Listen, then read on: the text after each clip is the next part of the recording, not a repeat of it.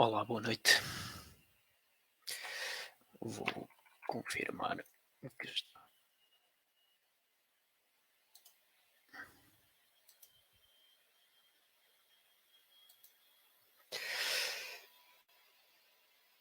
Boa noite a todos.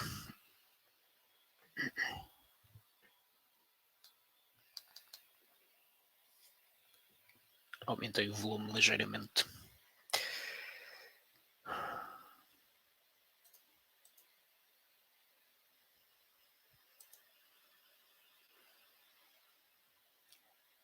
Olá.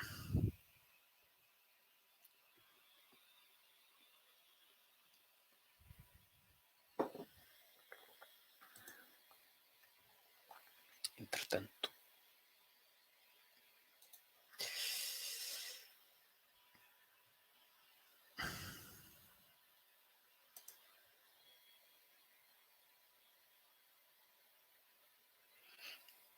olá, boa noite, Francisco.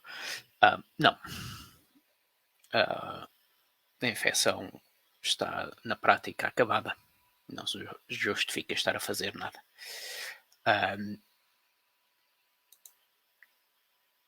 Faria sentido no início, na fase em que havia os primeiros casos. Talvez Taiwan e a Coreia parecem usar este tipo de aplicações com algum sucesso. Não conheço muitos detalhes. A Coreia parece evitar medidas drásticas, parece evitar ter de andar a testar tudo e todos à bruta. E parece ser em grande parte por causa do uso de aplicações que avisam quem é que esteve em contacto. Mas sinceramente não conheço os detalhes, quer Taiwan, quer da Coreia, para dizer muito mais. Em Portugal, na Europa, não se justifica absolutamente nada numa altura destas. A infecção está parada, já passou, a menos que ela volte no outono ou no inverno, e que haja ainda medo suficiente para justificar estar a gerir esse medo. Nesta altura, acho que não. Rui Souza tem alguma opinião acerca das pessoas que possam ser super contagiosas? Não, eu não dou muito crédito à teoria dos super contagiosos, super spreaders. E isso vem da teoria de redes, que se analisarmos a rede de contactos de uma sociedade, normalmente as pessoas que estão mais ligadas, que têm mais ligações nos nós, os nós que têm mais ligações a outros nós, que seriam aqueles que tenderiam a ser os mais infecciosos, normalmente estão ligados a nós que por sua vez não têm grandes ligações. Não dou muito crédito à teoria de que haja pessoas que infectam muito mais, ou que seja um motor muito significativo da infecção. Podem existir pessoas que infectam muito mais, é estatística, mas não vi nada muito definitivo de que isso pudesse influenciar a evolução da infecção de forma muito determinante. Sei que há várias teorias na Itália, por exemplo, há várias pessoas que indicam que foi, por exemplo, no início da infecção na Itália, foi um médico que teria contribuído para muitas das infecções iniciais. Mas normalmente os médicos contactam com doentes, e normalmente esses doentes, porque estão doentes, já que têm menos contacto social. Portanto, há sempre um efeito da rede social. Quem contacta muito, normalmente contacta com pessoas que contactam menos. Portanto, ainda que esse médico possa ter infectado mais, essas pessoas depois contrariam este efeito inicial. Portanto, não vejo grande efeito nisso. O caso do Uruguai, que publiquei hoje uma notícia, é aquilo, é mais uma confirmação de que não era necessário, de que mandar prender pessoas saudáveis não tem grande efeito. É o terceiro país que, sem confinamento obrigatório, terceiro, daqueles mais conhecidos, sem confinamento obrigatório de pessoas saudáveis, consegue gerir a infecção e tem o padrão de todos os outros. Nada de excepcional aconteceu por lá. Não destruíram o país, tal como a Suécia não destruiu o país, tal como o Japão não destruiu o país, tal como a Estónia não destruiu o país, tal como a Islândia não destruiu o país. E não morreu um número de pessoas chocante comparado com outros anos. Portanto, o Uruguai é apenas mais um caso de que não destruir os países com confinamentos absurdos não leva à destruição do país com um número de mortos gigantesco. Para mais, o Paraguai acaba por ter menos morte que os vizinhos. Na Suécia andam a atacar o exemplo sueco porque tem mais mortes que os vizinhos, sem compreender porquê. Só porque tem mais do que os vizinhos já é sinal de qualquer coisa, quando a Bélgica tem muito mais do que a Holanda, já não é significado nenhum, mas a Suécia tem mais do que os vizinhos e é a prova que funcionou mal. O Uruguai tem menos do que os vizinhos e foram os que tiveram menos medidas, portanto. O Uruguai também está, eles são do hemisfério sul, mas também os vizinhos são do hemisfério sul, portanto o efeito entre vizinhos seria o mesmo.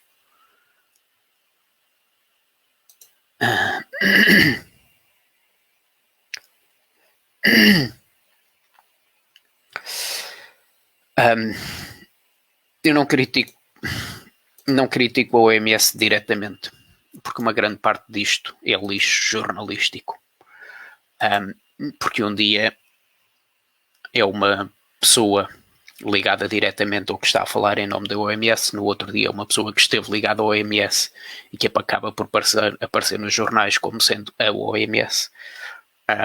Já vi notícias a dizer, a OMS diz, já não me lembro o que era, quando na verdade era uma ex-diretora da OMS que tinha dito, portanto não está a falar em nome da OMS. A OMS tem muito que se critique, não estou a dizer que a OMS tem gerido isto de forma aceitável, não tem. Mas o que aparece nos jornais muitas vezes também não é aquilo que a OMS diz. Os jornalistas deviam ter muito mais cuidado sobre aquilo que são comunicações oficiais da OMS e sobre aquilo que pessoas que trabalham para a OMS dizem em nome pessoal e não em nome da organização. E, portanto, uma pessoa que trabalha para a OMS ver dizer que o céu é azul, não, ao contrário, a OMS vir dizer, por exemplo, que o céu é azul e uma pessoa que trabalha para a OMS amanhã vir dizer que o céu é cor-de-rosa, não significa que a OMS está errada. A OMS não disse duas coisas diferentes. Alguém que trabalha para a OMS é que provavelmente não devia ter falado. Portanto, há sempre essa confusão entre pessoas que trabalham para e que vão falar com jornalistas e acabam por ser citados como sendo a OMS e não sendo. Mas uma vez mais a OMS tem muito que se lhe critica. A OMS utilizou o Twitter, por exemplo, para dizer que a taxa de mortalidade era 10 vezes maior do que a gripe suína. Isto é uma alarvidade, porque só gera medo quando a taxa de letalidade da gripe suína é insignificante. E, portanto, 10 vezes mais do que insignificante continua a ser baixíssima. E, portanto, a OMS, foi um canal de comunicação oficial da OMS dizer isto, é altamente criticável. Não estou a dizer que a OMS tenha gerido isto de forma decente, de maneira nenhuma. Há muitas afirmações do diretor-geral que são inaceitáveis também. Portanto, não estou a dizer que eles tenham gerido isto de forma, nem geriram as 4 pandemias anteriores de forma decente. Publicam os dados de letalidade sem mencionar o ruído que está associado, publicam taxas de mortalidade assustadoras e não deviam. Portanto, eles têm muito, a forma como eles geriram o surto inicial na China tem muito que se lhe critique. Não é preciso estar a criticar só porque alguém que trabalha na OMS é citado por jornalistas de forma errada. Portanto, não dou grande crédito às notícias. A OMS disse isto, a OMS disse aquilo. O nível de lixo que estamos sujeitos a partir de jornalistas que não compreendem dou um desconto gigantesco. A OMS, sim. Não, é uma vez mais do que estávamos a falar. Não vejo indicação nenhuma de que uma segunda vaga significativa possa acontecer no hemisfério norte. Eventualmente pode haver infecção maior agora no hemisfério sul, mas também porque o hemisfério sul é muito mais jovem, não vejo grande risco. Dizer que o risco existe, como andam a vender. Pedro Simas acabou de falar, né? E é basicamente tudo o que dizer afirmou é bem que o convém. Não vi. Não tenho televisão portuguesa sequer. Eu vivo no Reino Unido. Não vejo, nem a televisão do Reino Unido vejo já há meses. Muito menos de portuguesa. Sobre os surtos de Lisboa, aconselharia alguma iniciativa? Não há surtos nenhums em Lisboa. O que há em Lisboa são testes.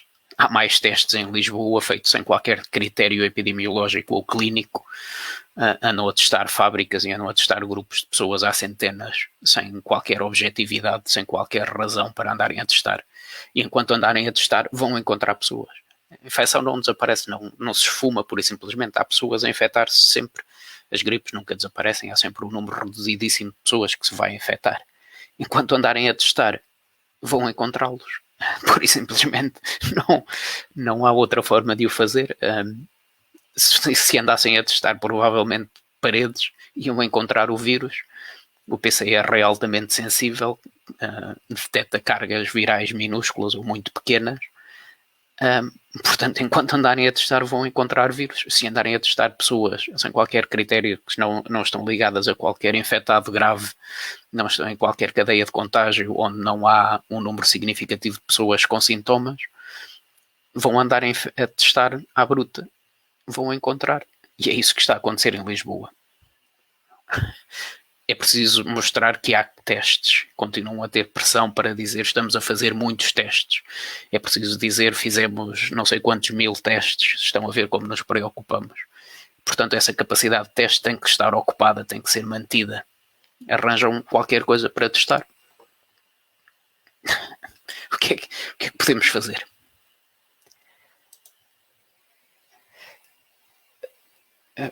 Exatamente, é a mesma coisa. Estão a dar foco porque estão a testar. Se estivessem a testar em Castelo Branco, iam encontrar o mesmo. Só que provavelmente os laboratórios, os testes devem estar a ser feitos, uma boa parte dos testes devem estar a ser feitos no Instituto Ricardo Jorge. E é muito mais fácil testar em Lisboa do que estar a chatear-se e ir para o resto do país. Não posso dizer mais nada. Visto o Pedro Simas, não vi.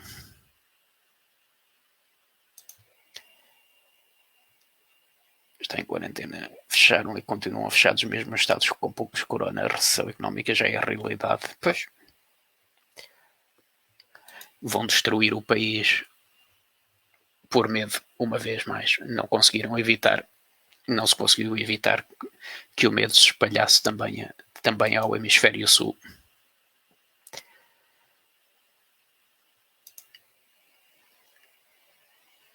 Nesta altura em Portugal testa-se um pouco. Vão sempre encontrar. Qual acha que será o valor real de infectados em Portugal? Será todo positivo?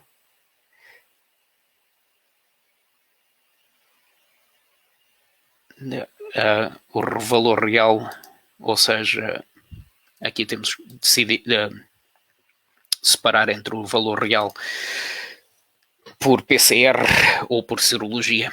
Por PCR, não faço a mínima ideia de quantos é que ainda vão encontrar se continuarem a testar assim. É impossível dizer. Vai continuar com a mesma grandeza que tem agora. Não creio que desça muito mais o número de testes por dia que dê positivo. Deve estar agora nos mínimos. Por serologia, os testes que existem de serologia em Portugal, que não são aleatórios, portanto não têm validade estatística para extrapolar, mas indicam 10 vezes mais pessoas com anticorpos do que aquilo que sabíamos com o PCR. Mas isto não tem valor, não se pode extrapolar. E esses testes foram feitos em Loulé, foram feitos em Cascais e foram feitos num hospital em Lisboa. Não me lembro qual é que era. Portanto, e indicam uma grandeza 10 vezes mais. Os outros testes serológicos noutros países indicam mais. Há testes a indicar até 80 vezes mais, salvo erro. O teste na Califórnia, creio que indicava 80 vezes mais. Portanto, depende de onde é que houve mais infectados ou não.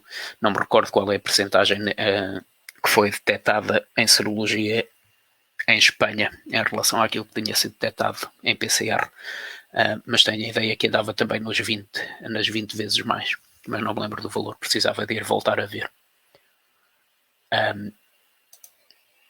Será de todo positivo infectados com baixa carga viral estarem isolados? Não, nesta altura não vale a pena estar a fazer nada.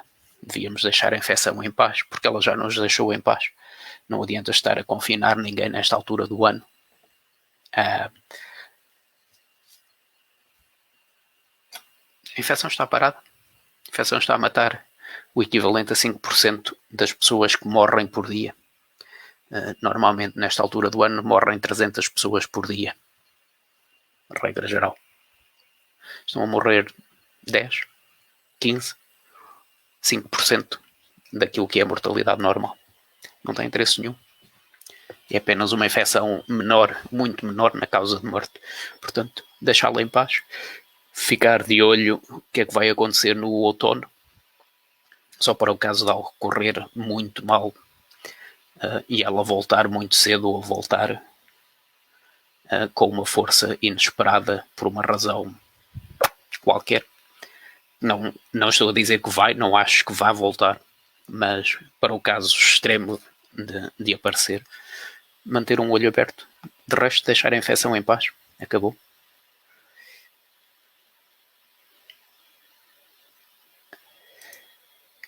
O que sugeria aos políticos para minimizar o número de infectados numa eventual segunda vaga? Digam às pessoas, lavem as mãos, lavem as mãos, lavem as mãos, lavem as mãos, lavem as mãos. 5 vezes lavem as mãos. Se houver pessoas com sintomas, mantenham distância. Se houver pessoas que suspeitam que tenham doença, mantenham alguma distância. Lavem as mãos, lavem as mãos. Se tiverem sintomas, fiquem em casa e dizer aos empregadores, eventualmente o próprio governo, o próprio Estado, dizer aos empregadores, se tiverem sintomas, mandem os empregados para casa que nós pagamos o salário. E lavem as mãos. É isso que o governo pode dizer, que os políticos podem dizer para minimizar uma segunda vaga. Ou para minimizar os impactos da gripe, se quiserem. É isso que se faz nos países nórdicos. Uma das grandes diferenças culturais é que no inverno, nos países nórdicos, se fores trabalhar com sintomas, o chefe é o primeiro a dizer-te, por favor, vai para casa. E é uma diferença cultural gigantesca para o Sul, onde no Sul, quer estejas doente ou não, vais trabalhar porque o chefe não quer perder o dinheiro. Nos países nórdicos há esse cuidado precisamente. Se tens sintomas, és convidado, é-te pedido para ficares em casa. E isso é a quarentena de pessoas infectadas é a primeira medida que devia ter sido tomada e era a única medida que devia ter sido tomada pelos governos. Neste caso, devia ter sido dizer às empresas, meus caros, há aqui qualquer coisa estranha, não sabemos muito bem se isto é um pântano ou se são areias movediças ou o que é que isto é. A primeira coisa que vamos fazer é pagar os salários de quem vocês mandarem para casa. Obviamente ia haver abusos, já se sabe, mas era aquilo que se fazia. E lavar as mãos. Outra vez. Boa noite. Quando diz que o vírus já se tornou endémico? Sim, o número de mortes nesta altura é 300, nesta altura do ano. Deixa-me ver se consigo partilhar o ecrã. Vou partilhar o ecrã para mostrar isso. Esta janela, partilhar. E agora vai para cima. Vais aparecer? Vais. Só que tenho que mudar do... Está tudo no mesmo ecrã. Preciso de mudar para aqui. Lamento o atraso. Era isto que eu preciso. Ok, já tenho. Ok. Sensivelmente nesta altura do ano era de esperar que estivessem a morrer 300 pessoas, mais ou menos, a olho, sem fazer nenhuma média aritmética. Sensivelmente dá 300 pessoas nesta altura do ano. Chega mais ou menos às 400 no inverno. Portanto, era isso que estaríamos à espera agora. Havia mais nesta pergunta. Por que razão os líderes como Trump e até Bolsonaro não utilizam os argumentos que muito bem demonstra para tentar procurar? Mas tentam. O Trump não. O Trump nunca lhe conheci nenhum argumento. O Bolsonaro esboçou alguns argumentos. Não conheço propriamente o que é que eles disseram. Conheço bem o que é que o Boris Johnson disse no Reino Unido. E tal como o Bruno, não tenho simpatia absolutamente nem com a ideologia do Boris Johnson, muito menos com o governo de Boris Johnson, que me quer daqui para fora ontem.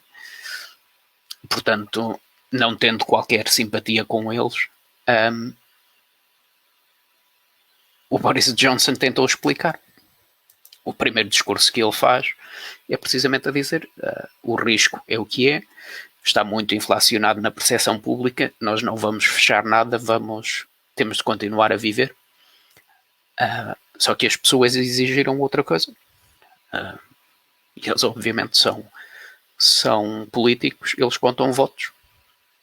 Se correm o risco de destruir a carreira, não vão destruir a carreira, não vão perder o emprego.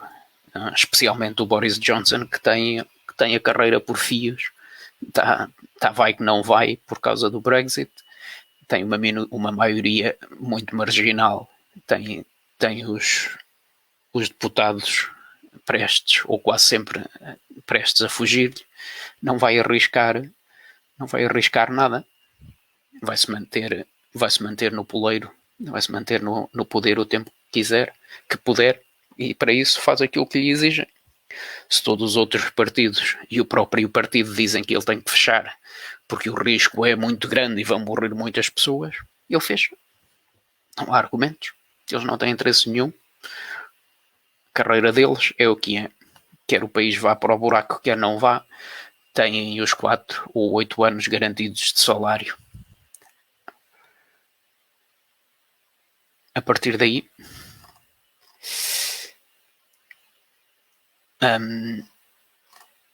onde é que eu estava? Voltou a saltar a lista. Estava aqui.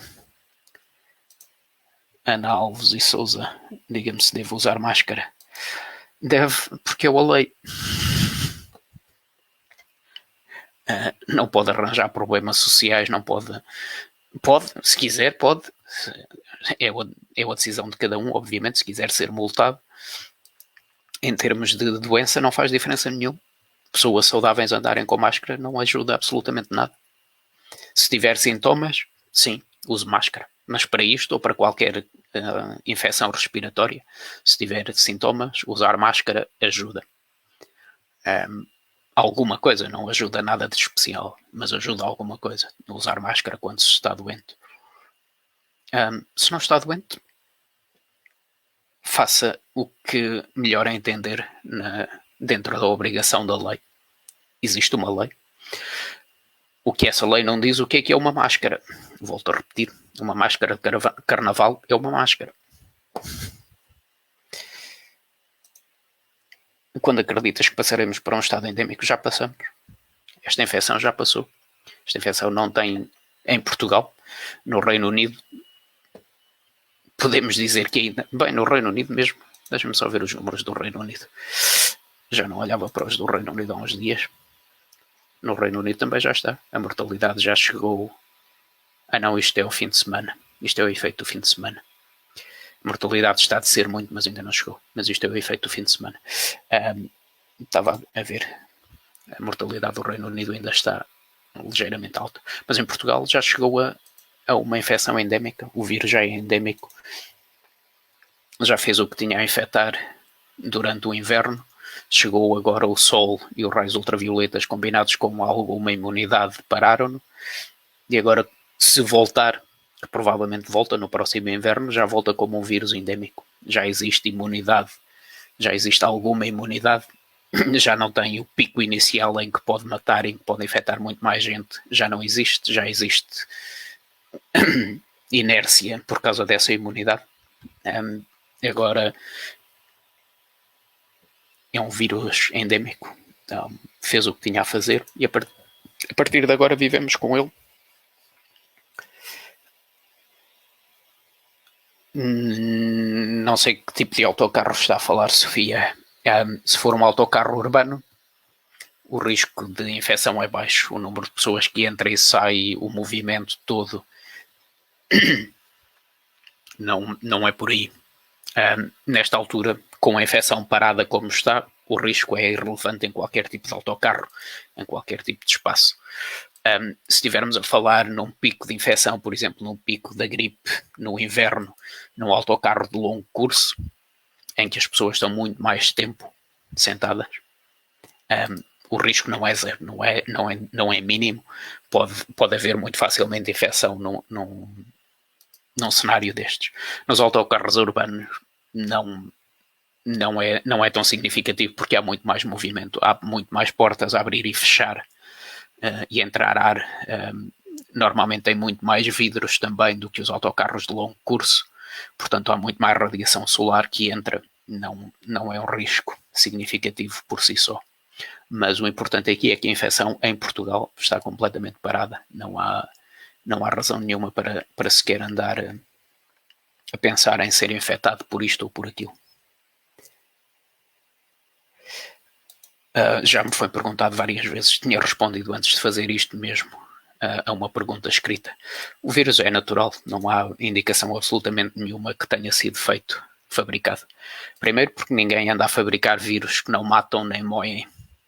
Fabricar uma inutilidade destas, quando muito, se fosse fabricado, teria sido fabricado por outra razão qualquer, por uma investigação qualquer, e teria sido um erro que o deixou escapar de um laboratório. É um erro, não é intencional. Intencionalmente ninguém fabricava isto para o libertar, pura e simplesmente. Não era preciso, ninguém andava a fabricar uma coisa destas, a gastar dinheiro a fabricar uma treta destas. Depois, porque se alguém quisesse fazer estragos com um vírus, todos os grandes países que têm capacidade de fazer investigação militar de vírus, já devem ter o vírus da varíola. Não tenho dúvidas nenhumas que a China que a China já tenha conseguido levar o vírus da varíola dos Estados Unidos ou da Europa. Que eram os dois que tinham. A Rússia também já o deve ter.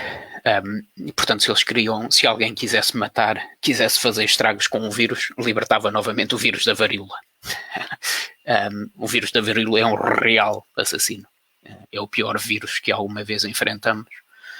Matou milhões de pessoas e mata. Não é brincadeira, não é uma brincadeira de gripe. O vírus da varíola mata qualquer coisa como 30% das pessoas e infecta, que é uma coisa louca. Consegue ter taxas de infecções brutais. Já não me lembro dos valores, mas são coisas completamente dantescas. E, portanto, matou milhões de pessoas. O vírus da varíola consegue matar milhões de pessoas por ano. Se alguém quisesse fazer estragos, não precisava sequer de andar a fazer um vírus novo. Bastava manipular o vírus da varíola ligeiramente para não funcionar com as potenciais vacinas que ainda existam. Creio que a vacina ainda existe. E, portanto, fazia uma pequena mutação do vírus da varíola e eu voltava a libertá-lo e arrasava com os inimigos todos. Portanto, não é por aí. Depois há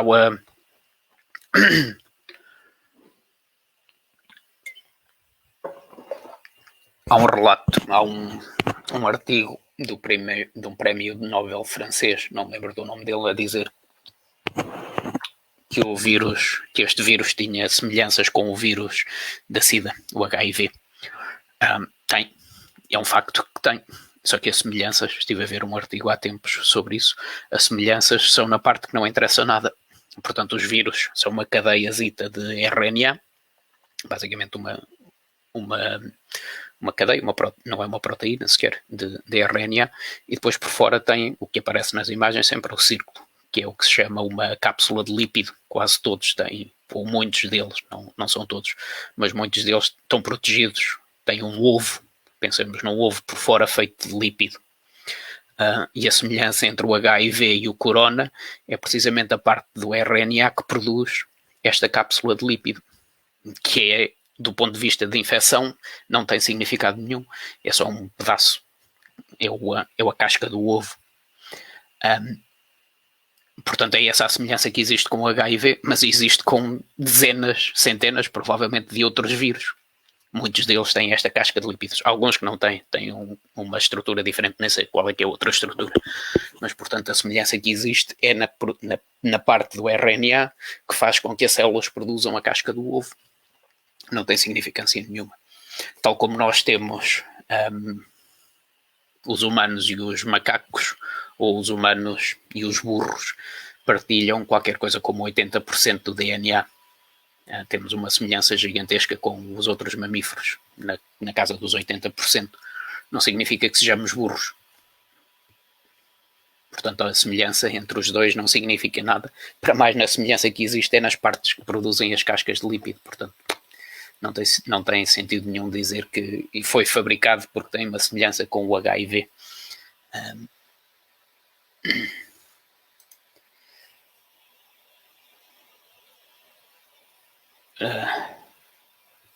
Não tem qualquer. São teorias de pessoas doentes, basicamente.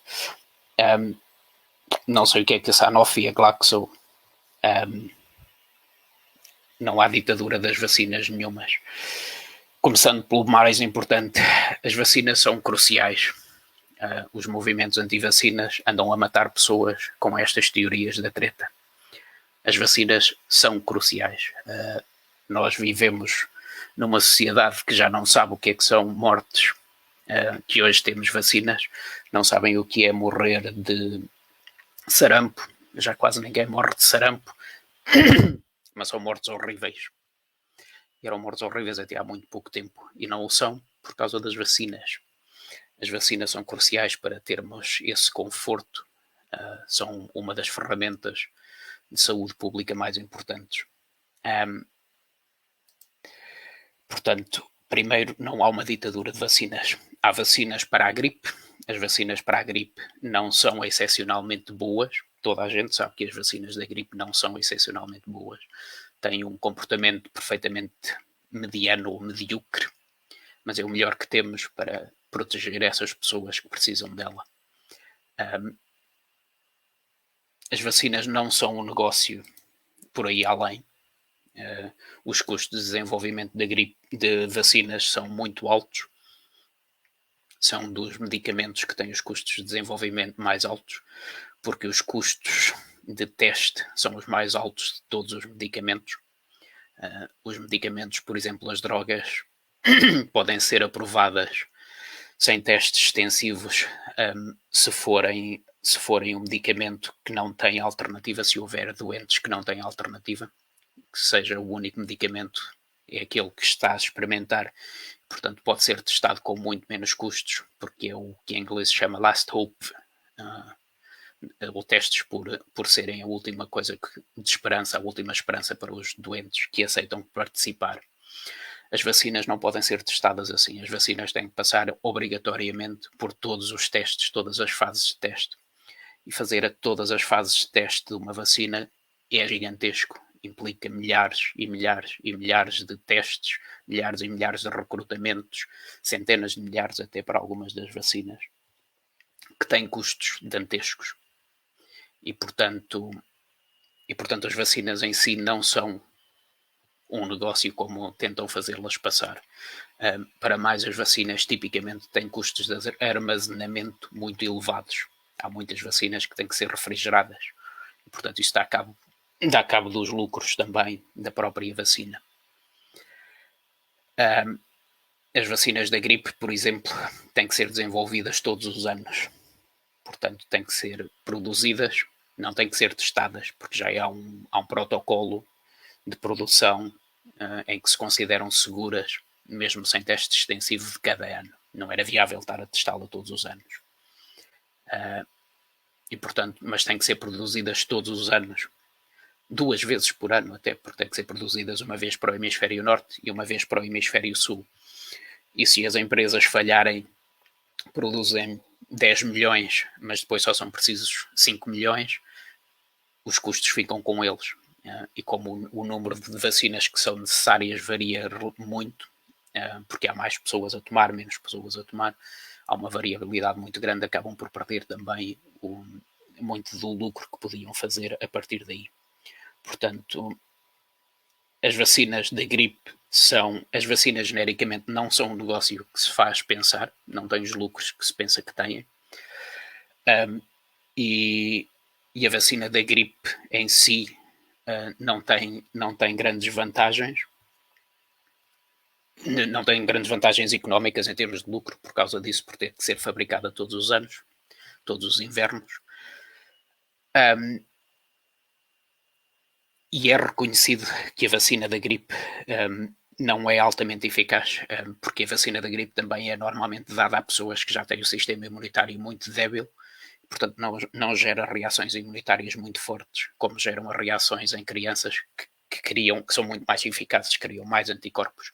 Estamos a falar de pessoas com 65 ou mais, e portanto o sistema imunitário já não reage tão bem, e por isso elas também não são tão eficazes.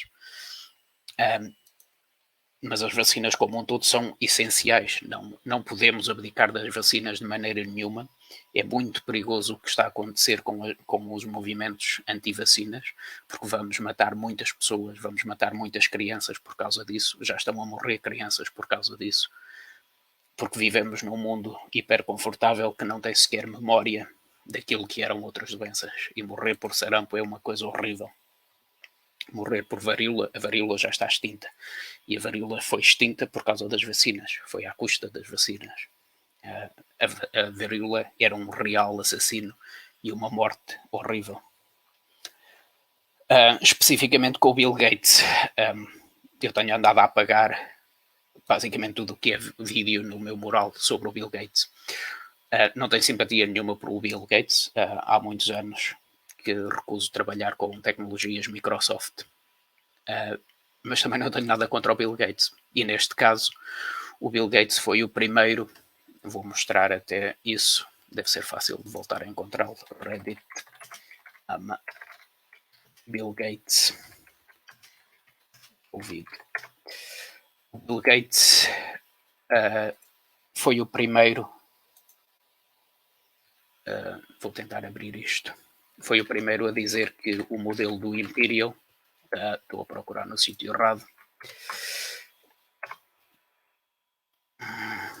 o Bill Gates aqui, isto foi ele a fazer, não, estou na página errada, é aqui que eu quero procurar. Isto é uma página, um fórum chamado Reddit, em que o Bill Gates participa e faz aquilo que eles chamam Ask Me Anything, em que basicamente é o que eu estou a fazer agora, só que escrito. E ele é muito mais conhecido do que eu, obviamente. Não é basicamente o que eu estou a fazer, não me estou a comparar com o Bill Gates. Mas isto é o Bill Gates, este This is Bill Gates, é ele a dizer. E alguém lhe pergunta o que é que ele acha do modelo do Imperial. E ele é a primeira pessoa no mundo que eu conheço, creio que mesmo antes de Edimburgo vir dizer que o modelo era lixo, que a Universidade de Edimburgo vir dizer que era lixo. Isto é o Bill Gates a dizer o modelo do Imperial é lixo. Basicamente ele diz o modelo do Imperial does not match this experience. Isto é a forma correta dele dizer é uma merda. Ok? Portanto, se o Bill Gates tivesse qualquer tipo de interesse em vender vacinas ou vender o que quer que seja com este vírus, é um péssimo negociante. Ora, o Bill Gates chegou à pessoa mais rica do mundo há uns anos atrás. Portanto, ele de certeza que não é péssimo negociante. E se ele não é péssimo negociante, nunca iria dizer isto se tivesse qualquer tipo de interesse em fazer qualquer tipo de negócio. Simples. O negócio do Bill Gates, já tinha mencionado isto, o negócio do Bill Gates é a fundação. Okay? O Bill Gates é um tipo muito rico, tem uma fortuna pessoal gigantesca através da Microsoft, como todos sabemos. E ele cria a fundação para conseguir passar esta fortuna aos filhos sem pagar impostos. E por isso é que ele anda a fazer isto, anda a queimar, a gastar uns tostões com vacinas e com ações humanitárias na fundação, para que o governo americano nunca lhe feche a fundação. Porque assim ele coloca os filhos como presidentes da fundação vitalícios. Eu não sei quantos filhos é que ele tem. Mas declara, antes de morrer, declara que os filhos são os presidentes da fundação dele para o resto da vida. A fundação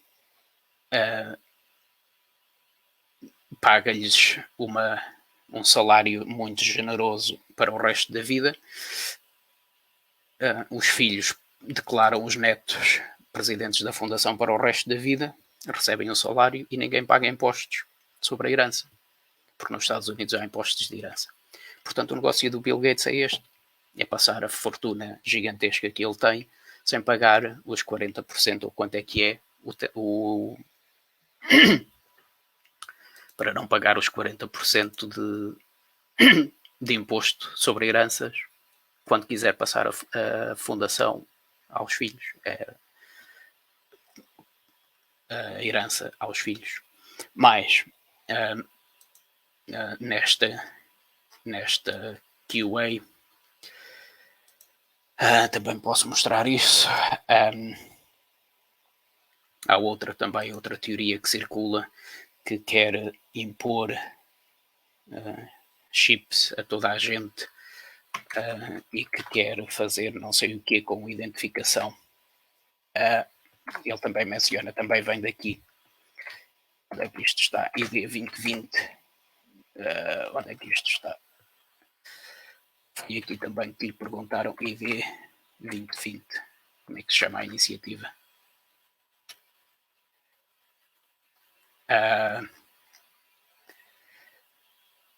É aqui também que lhe perguntam e que menciona o ID 2020. Depois aparece como sendo o fim do mundo. Já não sei onde é que está, não estou a encontrar. Mas é precisamente nisto, é também nesta conversa que ele tem, que alguém lhe pergunta, já não sei o que é, mas portanto isto é uma hierarquia de perguntas, e alguém pergunta numa resposta o que é que ele achava de fazer passaportes imunológicos, e ele responde já no fim de tudo isto, portanto isto foram feitos durante algumas horas, e quase no fim é que ele responde, menciona o ID 2020, que é da Microsoft, salvo erro, a Microsoft está envolvida, e a partir daí salta tudo em cima. O que ele quer é impor isto a toda a gente, blá blá blá. Se ele quisesse impor isto a toda a gente, tinha mencionado isso no topo, ou não mencionava de todo, mantinha-se caladinho. Não faz sentido nenhum. O negócio do Bill Gates é outro, é passar o dinheiro aos filhos. Sanofi e GlaxoSmithKline são grandes farmacêuticas. As grandes farmacêuticas não são anjinhos nenhuns, fazem coisas muito criticáveis, mas as vacinas são cruciais. Alguém tem que as fabricar. Portanto, última pergunta. Acredita nos valores da China? Por 4.000 mortos fecharem completamente e mais tarde surgirem filas intermináveis para levantamento de urnas. Não sei o que é isso das filas intermináveis, mas não vi nada sobre isso. Sim, não vejo nada de estranho nos números da China, e não vejo nada de estranho por ser português. O que nós podemos esquecer é que Portugal e a China têm uma relação de séculos. Portugal teve Macau, entregou Macau de volta à China sem conflito. Não houve nada parecido em momento nenhum com o que está a acontecer agora em Hong Kong. Portanto, foi oferecido, Macau foi oferecido a Portugal. Era um interposto comercial oferecido. foi devolvido, nunca houve conflito. Macau continua a ter uma parte muito significativa da administração macaense, continua a ser descendente de portugueses, ou portugueses mesmo. Portanto, Portugal continua a ter uma relação muito próxima com Macau. Conhece o interior de Macau de alto a baixo.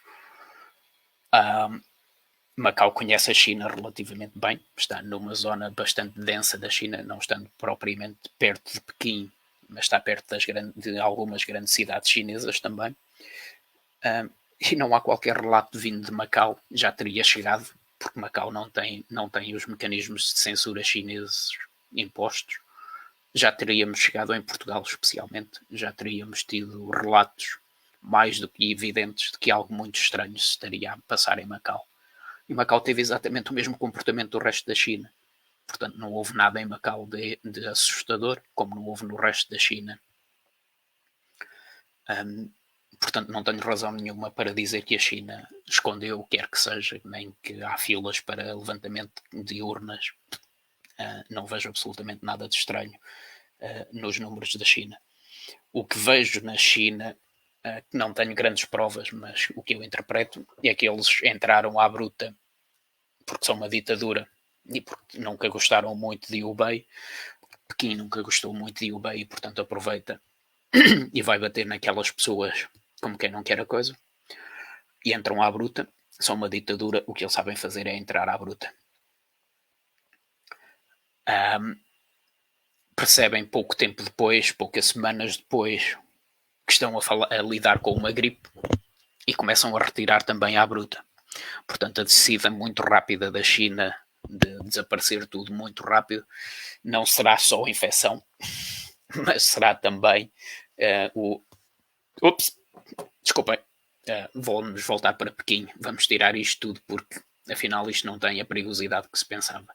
Aí sim posso admitir que haja manipulação dos dados na parte final, que eles basicamente tenham dito, está bem, fechem o hospital, vamos embora, isto não tem interesse nenhum. De resto, não, nada de assustador, de morreram milhões de pessoas ou qualquer coisa que se passou na China, não. Portugal tem uma relação muito próxima com a China. Portugal não, os portugueses não têm muita noção disso. Mas Portugal e a China têm séculos de comércio sem qualquer tipo de conflito. Há várias pessoas que me dizem que os portugueses são muito bem recebidos na China. Eu nunca estive na China, mas que são muito bem recebidos e que referir-se que os chineses se referem aos europeus como derrogatório, como sendo um insulto, e que se referem aos portugueses como sendo positivo. Não tenho nada de muito substantivo, mas várias pessoas me disseram isso. E, portanto, a relação de Portugal com a China é muito forte nesse aspecto. Teríamos ouvido sobre coisas estranhas.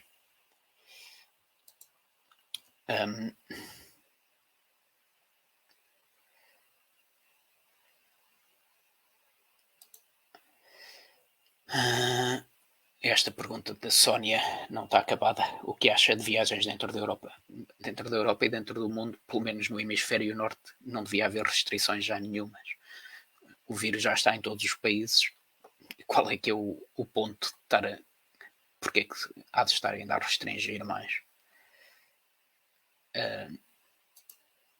Ria. Olá, Ria. Na Holanda há um surto em empresas que trabalham com carnes. Há alguma explicação específica? Porque os foram testar.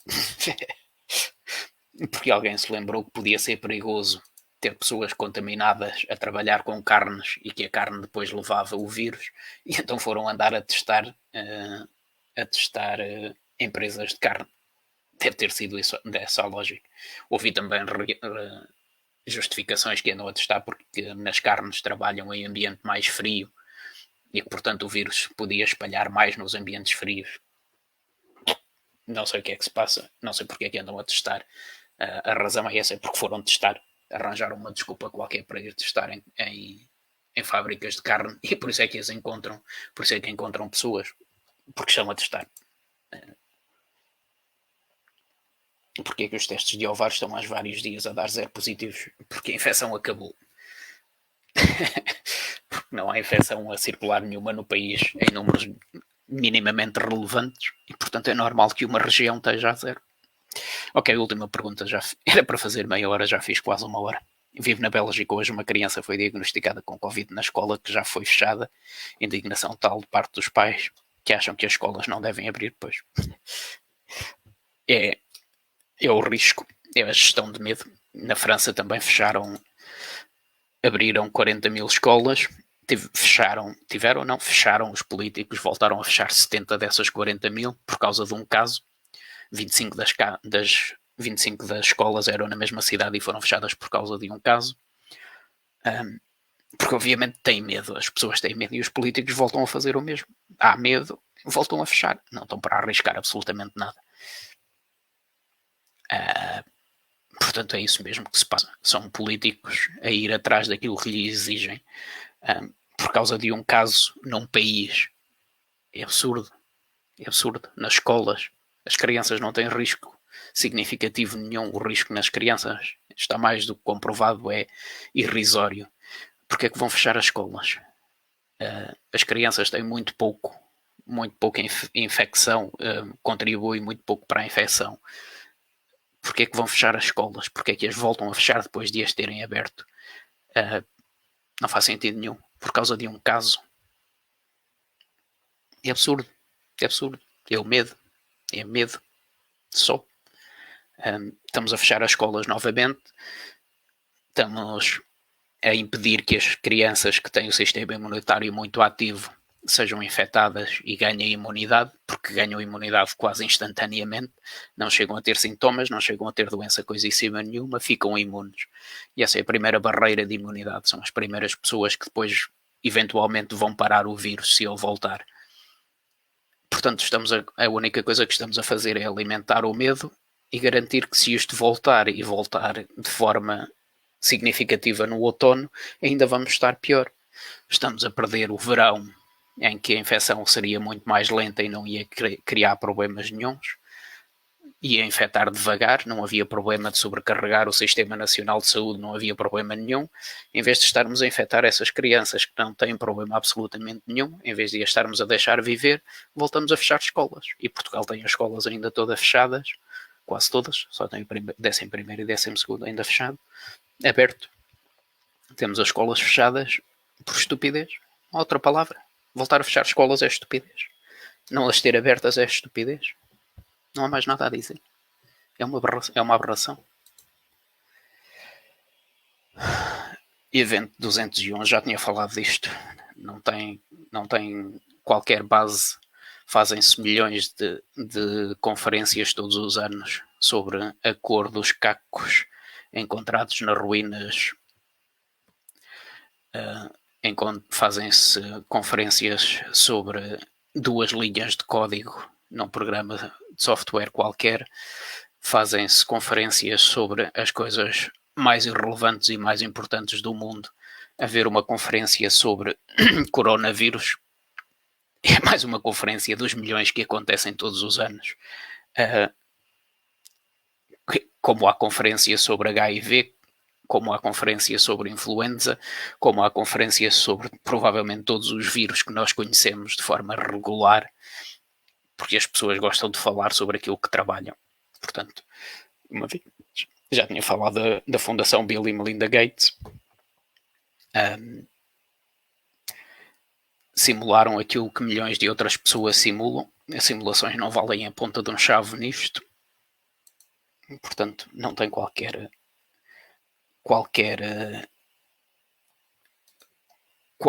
ligação com a realidade. O Imperial College já provou que as simulações de infecções deste género são absoluto lixo. Portanto, eles terem simulado isto e ter dito o que quer que seja, é apenas uma conferência de entre milhões, paga por alguém que tem uma fortuna para passar aos filhos.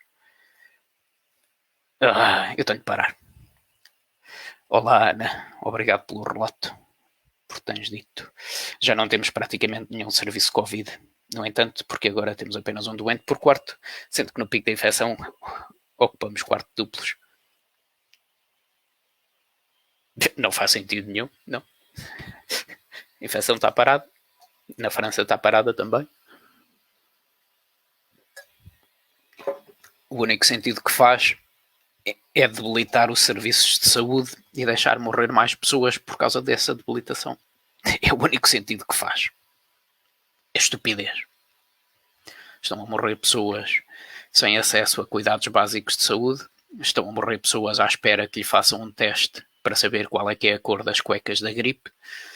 Ficam à espera que o teste dê positivo ou negativo e enquanto não tem o teste não lhe fazem nada e deixam-nos morrer.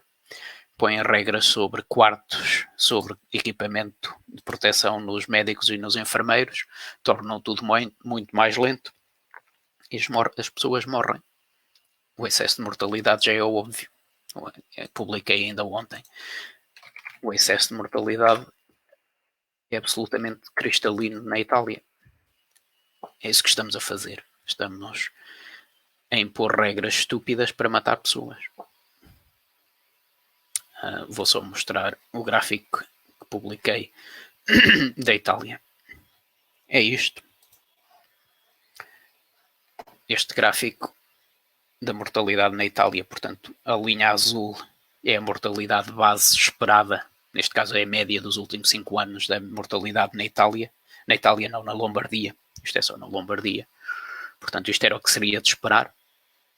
Isto é o que seria de esperar com o Covid. Portanto, é a linha azul mais o que morreu atribuído a Covid. E isto é aquilo que morreu. São o número de pessoas que morreram.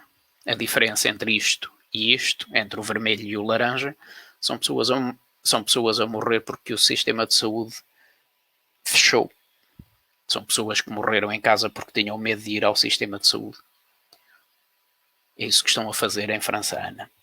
Estão a impor regras estúpidas e vão morrer pessoas. É triste.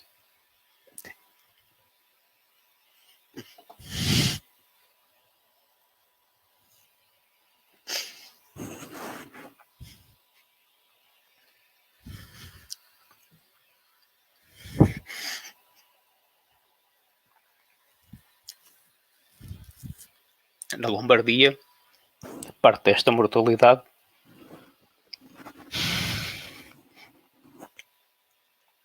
e no Reino Unido foi porque despejaram pessoas dos hospitais. Decidiram que era boa ideia despejar pessoas que estavam nos hospitais para libertar camas. Mandaram-nas para os lares para morrerem, abandonados, para infectarem mais pessoas. Foi isto que fizeram. É isto que continuamos a fazer.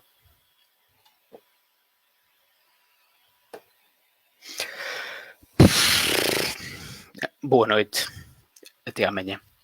Obrigado por todas as perguntas.